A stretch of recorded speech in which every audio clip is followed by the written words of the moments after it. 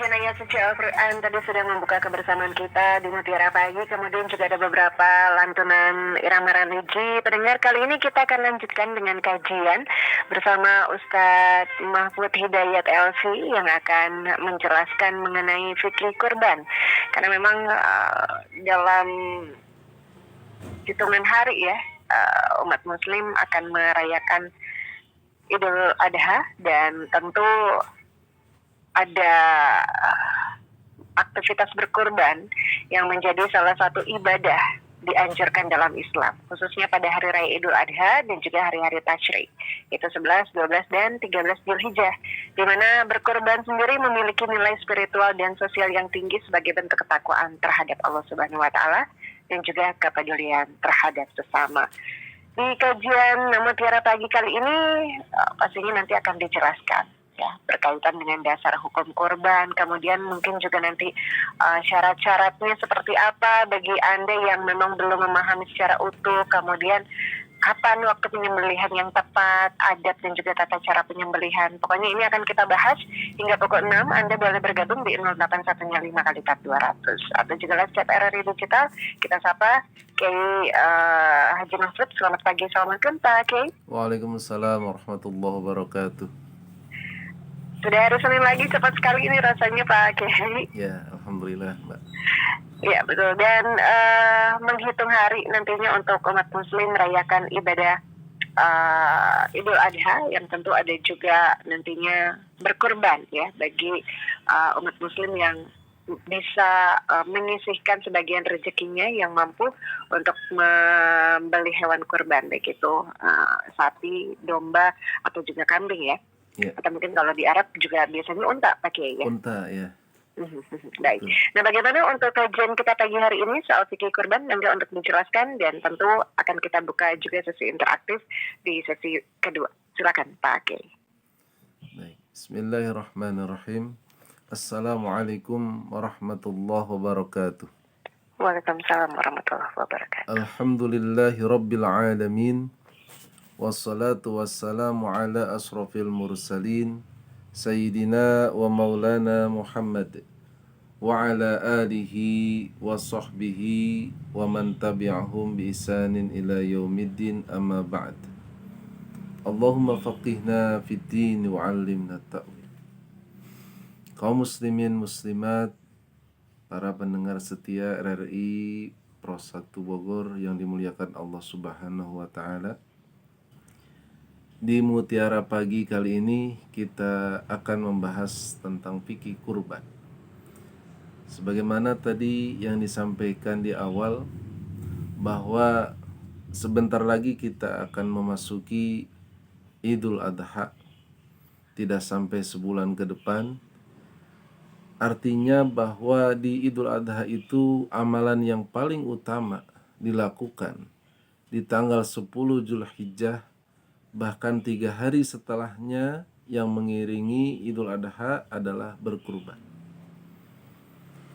Dalam fikih kurban, tentu kita akan disuguhi oleh para penulis kitab tentang bagaimana tata cara berkurban. Bahkan di awal ada hadis dari Rasulullah Shallallahu Alaihi Wasallam tentang kesunahan sebelum berkurban. Orang yang memasuki bulan Zulhijjah dan dia berniat untuk berkurban, kemudian sudah menemukan hewan kurbannya, ya, dalam hadis itu dia tidak boleh memotong rambut dan juga kukunya. Para ulama berbeda pendapat. Ada yang menyampaikan bahwa yang tidak boleh itu adalah rambut atau bulu dan kuku dari hewan yang akan dikurbankan, karena dia akan datang secara utuh bi quruniha wa asy'ariha wa adlafiha, nanti di hari kiamat, mulai dari bulunya, tanduknya, kukunya akan datang menghampiri orang yang berkurban nanti ketika di hari kiamat. sebagai bentuk pahala yang utuh. Namun ada pendapat juga yang mengatakan ketidakbolehan ini itu menghubungkan dengan orang yang sedang melaksanakan ibadah haji di sana, khususnya saudara kita yang mana mereka tidak dibolehkan selama berihram untuk memotong rambutnya, kukunya dan seterusnya, maka kita pun di sini sama orang yang mau berkurban itu tidak boleh memotong rambutnya sampai kapan? Sampai tanggal 10 Zulhijjah atau sampai hewan yang dikurbankannya itu disembelih. Itu sunnah bukan wajib. Ya, jadi dua-duanya ada pendapat sehingga kita saling menghormati perbedaan tersebut. Yang kedua, kapan disyariatkannya kurban? Atau bagi siapa?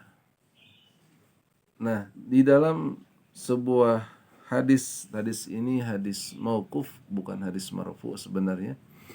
Ya, artinya hadis yang dinisbatkan kepada sahabat, ya, yaitu man wajada sa'atan falam yudhi fala yaqribanna musallana. Siapa yang memiliki kecukupan harta namun tidak berkurban, maka jangan mendekati musola atau tempat hari Idul Adha kan. Musolah di sini beda dengan musolah yang ada di Indonesia. Kalau dalam bahasa Arab atau di ketika Nabi menyampaikan ini, musolah yang dimaksud adalah tempat sholat Idul Adha. Jadi wajar yang tidak mau berkurban sedangkan dia mampu. Nah, orang Rasulullah di ultimatum, jangan dekat-dekat ke sini. Ya. Nah, ini menjadikan dasar bagi sebagian ulama bahwa kurban hukumnya fardu atau wajib. Tapi mayoritas atau kebanyakan ulama, terutama di madhab Syafi'i, bahwa kurban hukumnya sunnah muakkadah. Hadirin jamaah yang berbahagia. Selanjutnya, kurban itu baru dinamakan kurban kalau disembelih hewan tersebut sesuai dengan syarat-syaratnya. Yang pertama adalah apabila hewan itu onta. Ya, onta tentunya di sana ya di Arab. Kalau di sini onta itu termasuk hewan yang dilindungi. Ya, kalau di sana unta diternak. Sehingga kalau itu hewannya unta, maka unta tersebut harus 5 tahun usianya atau masuk ke tahun yang ke-6. Jangan usia di bawah itu, nggak sah.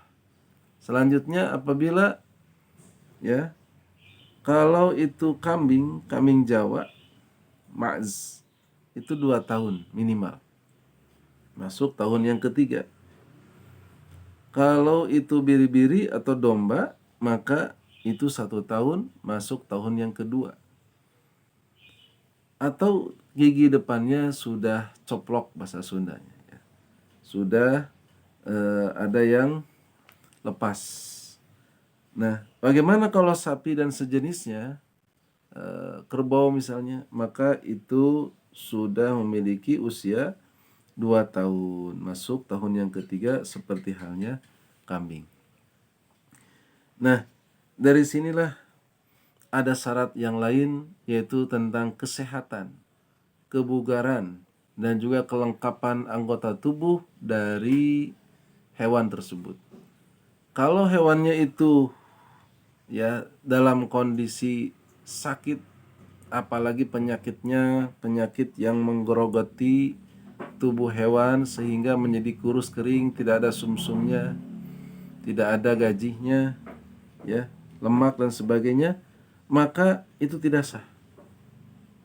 Begitu pula kekurangan anggota tubuh, misalnya dari telinganya itu kok hilang 1 daun telinganya, itu pun tidak sah. Terus kalau pincang, kemudian matanya misalnya bermasalah, lanjut misal dari hewan tersebut ya, memiliki kekurangan-kekurangan fisik, dan itu termasuk ekornya, misalnya ekornya terpotong dan sebagainya, maka itu tidak sah untuk dijadikan hewan kurban. Nah, beda lagi dengan kebiri. Kalau di kebiri itu tetap sah dijadikan sebagai hewan kurban. Ya, sekarang ini ada beberapa tempat yang biasa kita beli untuk hewan kurban, itu ada penindikan di telinga hewan tersebut sebagai tanda, itu sah hukumnya. Artinya tidak mengurangi keabsahan kalau hanya ditindik saja. Baik jamaah yang berbahagia, selanjutnya baru sah atau termasuk syarat sah kurban adalah disembelih pada waktunya. Jangan sampai disembelih sebelum sholat Idul Adha, atau disembelih lewat dari hari tasyrik tanggal 13 Zulhijjah, sudah lewat terbenam matahari setelah maghrib baru disembelih, misalnya di tanggal 13 bulan Zulhijjah. Nah, maka itu tidak sah.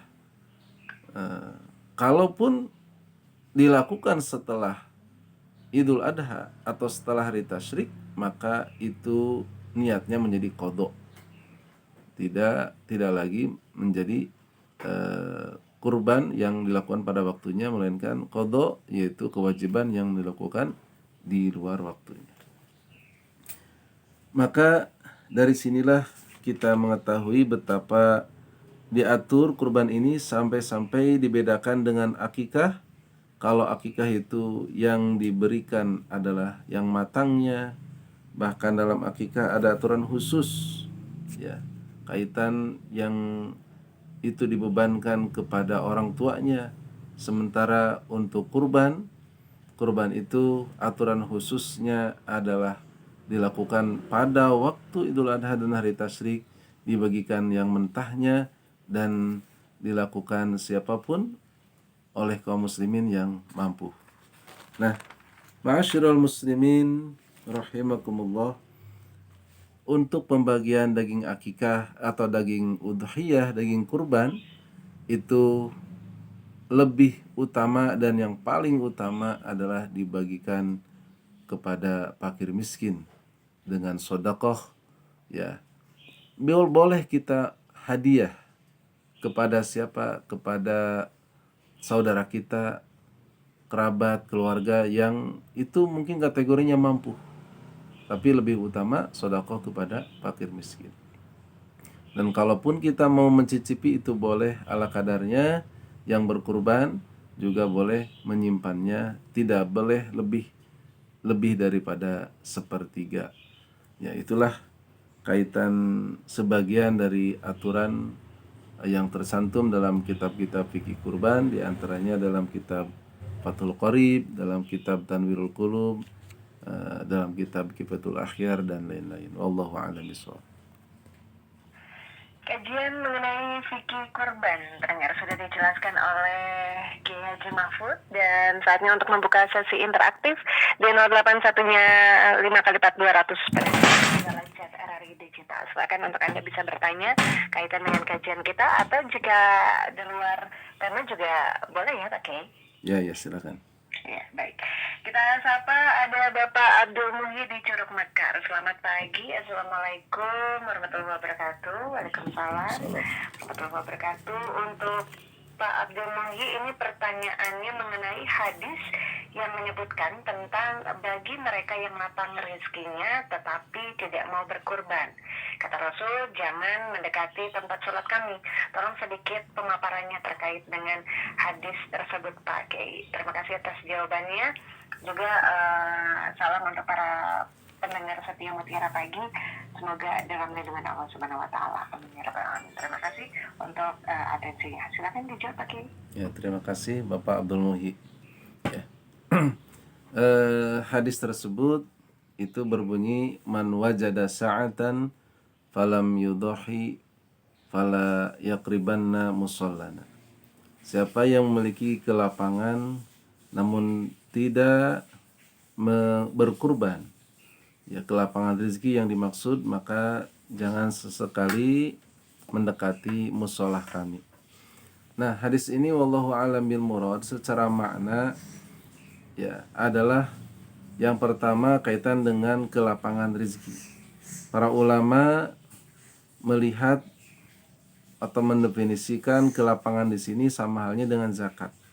Ya, jadi hartanya sudah memiliki nisab zakat, yang artinya hartanya itu sudah ada bagian yang kalau dilihat dari harga hewan kurban dia mampu untuk membelinya, ya kelebihan dari harta atau kebutuhannya. Kemudian dia tidak mau berkurban, berarti ada sifat dalam dirinya, sifat untuk meninggalkan ya hal ini. Padahal hal ini adalah suatu keutamaan. Dia tinggalkan sementara dia mampu. Nah, itu yang oleh Rasulullah tidak diharapkan. Kenapa? Karena kalau hal ini menjangkiti semua orang, itu akan hilang rasa kepedulian sosialnya. Ya. Dan tentunya hal ini tidak diharapkan bagi seorang muslim, sehingga fala yaqribanna musallana, ulama ada yang menerjemahkan jangan mendekati musolah kami, ya dalam arti tempat sholat Idul Adha. Ada yang mengartikan itu termasuk atau bukan termasuk umat baginda Nabi yang suka berkurban. Ada yang mengartikan bahwa telah hilang kepedulian sosialnya, yang itu adalah bagian dari yang ditanamkan oleh Rasulullah SAW. Allahu a'lam. Baik. Kemudian ada Bapak Andi Supriyadi juga. Selamat pagi. Assalamualaikum Pak Kiai. Semoga dalam lindungan Allah Subhanahu wa taala sehat selalu. Pertanyaannya, ada di sebuah masjid daging kurbannya dibuat kemasan kaleng dan dibagikan ketika momen-momen bencana alam. Bolehkah hal demikian Pak Kiai? Mohon pencerahannya. Bapak Andi Supriyadi di kawasan Kemang, Bogor. Baik. Terima kasih Bapak Andi Supriyadi ya. Ini ada tentang pengalengan. Pengalengan bukan nama tempat ya. Pengalengan, dikalengkan untuk hewan atau untuk daging kurban yang sudah disembelih hewan tersebut, kemudian dagingnya itu tidak dibagikan secara langsung, namun masuk proses pengalengan, dan itu dibagikannya nanti kepada orang-orang setelah beberapa bulan kemudian atau setelah selesai, dan bisa jadi tidak di tempat itu, dibagikannya ke tempat lain yang terkena bencana dan sebagainya. Nah, para ulama berbeda pendapat. Menurut ulama kontemporer ya itu dibolehkan karena tidak bertentangan dengan tujuan daripada kurban itu tadi, tentang kepedulian sosial ya. Namun ulama lainnya melihat bahwa hal ini tidak masuk sesuai dengan tuntunan Nabi, karena dalam tuntunan Nabi itu daging kurban itu jangan sampai lama-lama lebih daripada 3 hari. Dalam hal ini kenapa hal itu disampaikan oleh Rasulullah? Itu dikarenakan banyak orang ketika itu ya di sekitarnya yang membutuhkan, sehingga Rasulullah memberikan ultimatum, man doha minkum fala yusbihanna ba'da salisatin wa fi baitihi minhu syai'un. Ya, ini dalam hadis yang diriwayatkan oleh Salamah bin Al-Aqwa radhiyallahu an.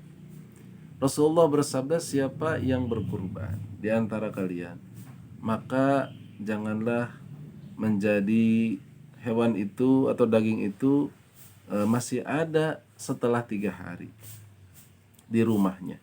Nah, artinya apa? Artinya jangan dilama-lamakan.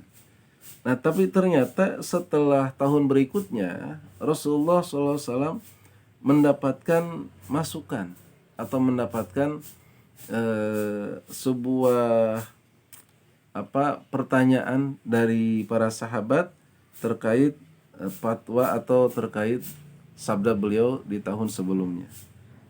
Nah, hal ini ditanyakan, ya Rasulullah, apakah tahun ini juga kami melakukan hal yang sama? Ya, para sahabat bertanya, ya, apakah di tahun ini pun kita bagikan daging ini jangan lebih dari 3 hari?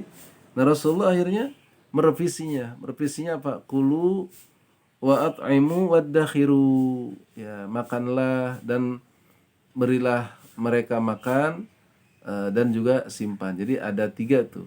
Makan, kemudian berilah mereka makan alias disedekahkan, yang ketiga simpan.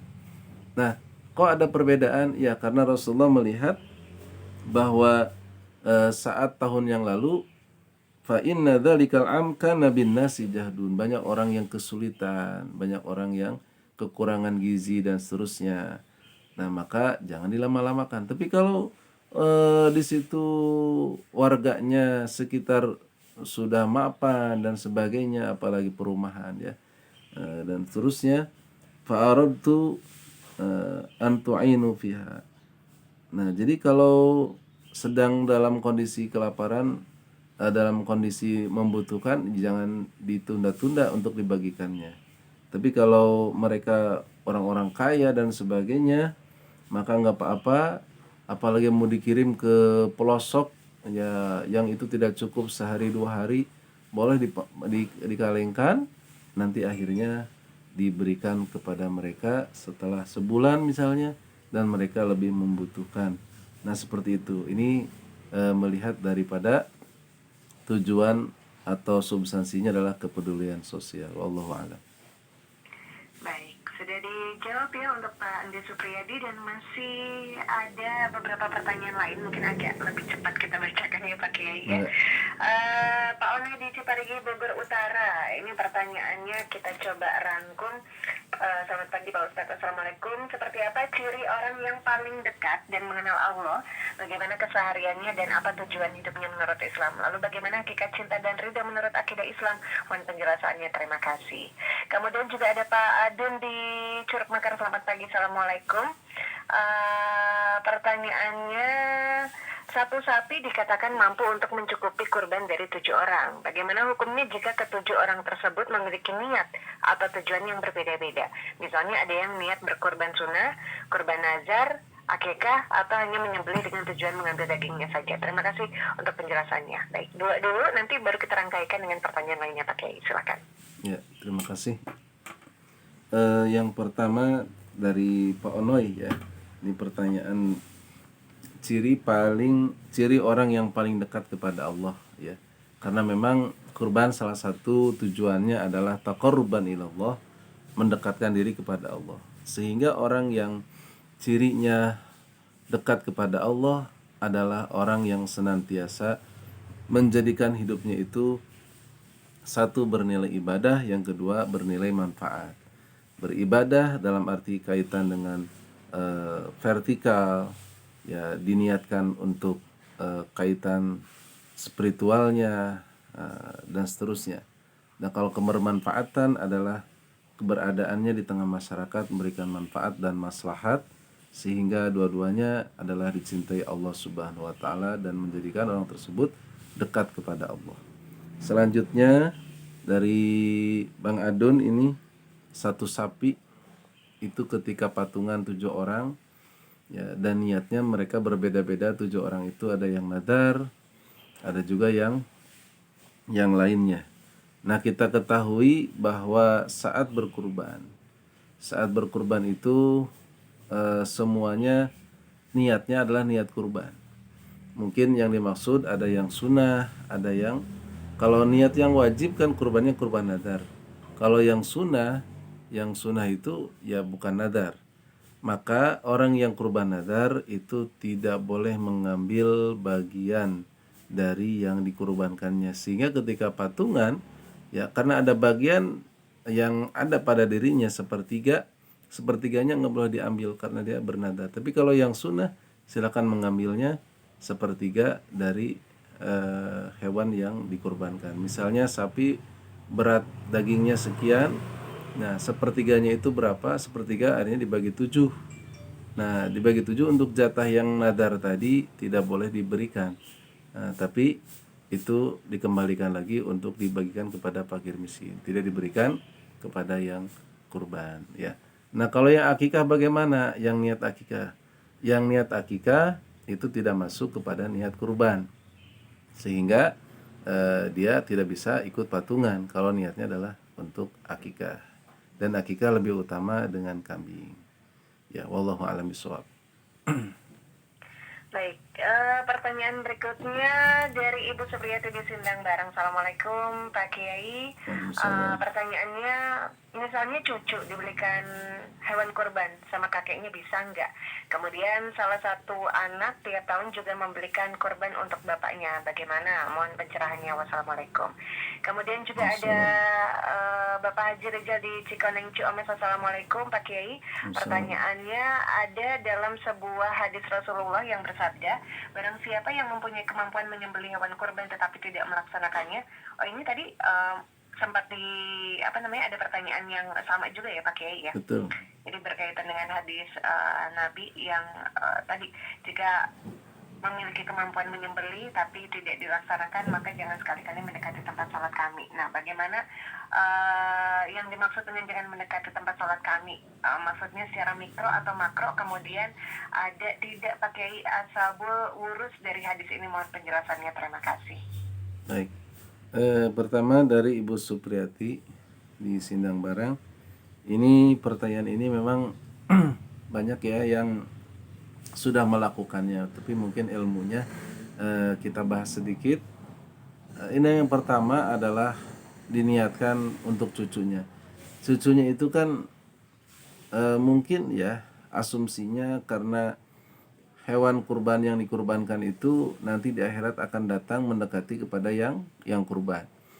Ya, diharapkan oleh kakeknya bahwa nanti cucunya ini mendapatkan pahala dari atau kendaraan hewan kurban itu menjadi kendaraannya nanti di hari kiamat.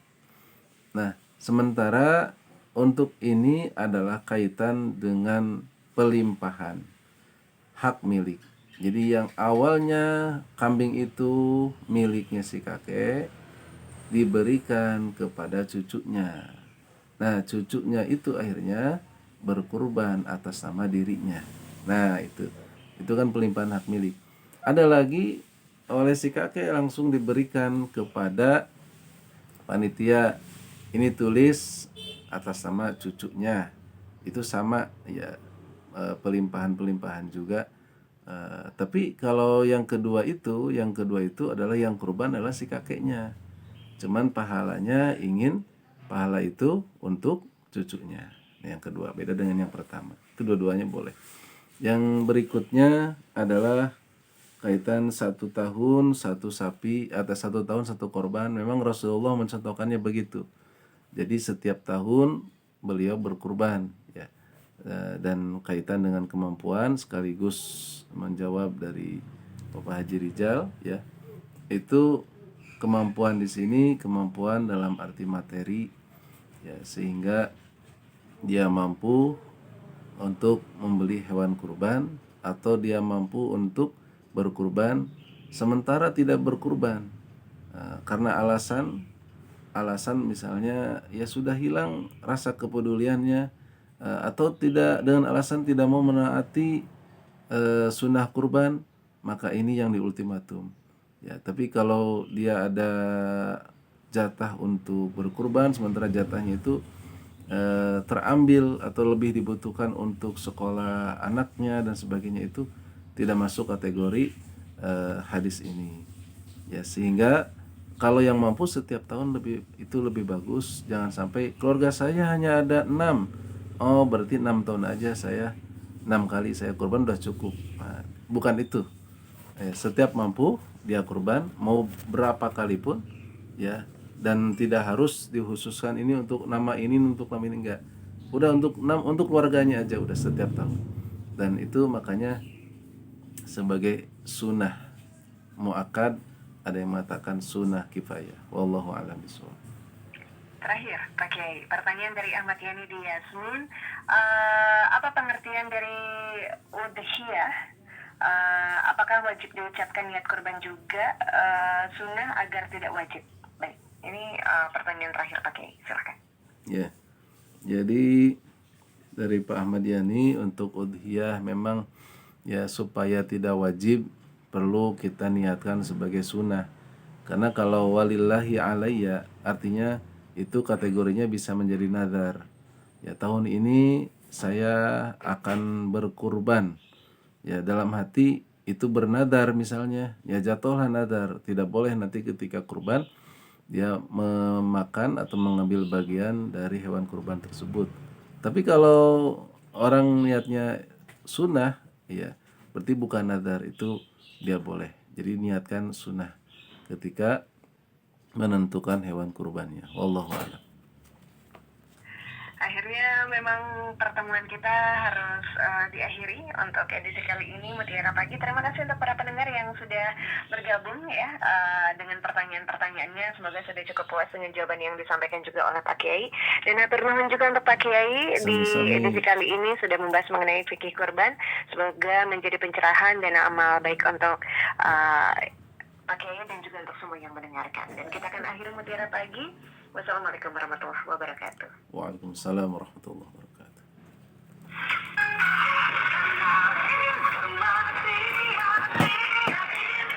Terima kasih Pak Kiai. Sami-sami. Banyak ini pertanyaannya. Alhamdulillah, Mbak. Alhamdulillah ya. Hatur nuhun Pak Kiai. Assalamualaikum. Waalaikumsalam warahmatullahi wabarakatuh.